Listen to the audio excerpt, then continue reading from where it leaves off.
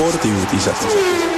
Raadio 2 spordiuudistega eetris Oleg ja Igor. Korvpallist Kalev Cramo korraldas julma viskekontserdi.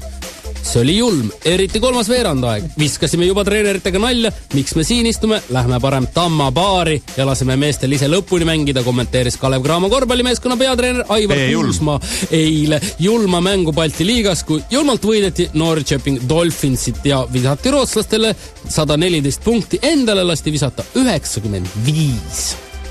Eile otsustas Tartu suusamaratoni korralduskomitee, et 63-kilomeetrine start Otepääl lükatakse tund aega edasi ning see antakse kell 10:31 kilomeetrit distantse. Lähe Arula teeristist saab teoks samuti tund plaanitust hiljem kell 13:30.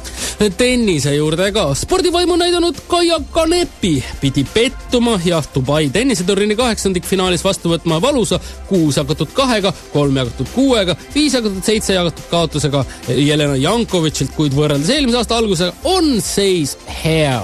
Mida on teinud Eberhard Tilke?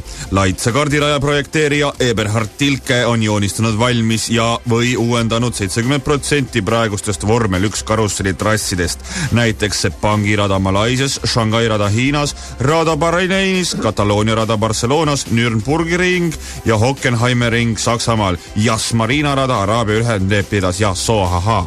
Jäähokist ka, mida Eberhard Tilke pole teinud? Ühtegi väravat löönud. Sellised spordiuudised. Ilusat päeva.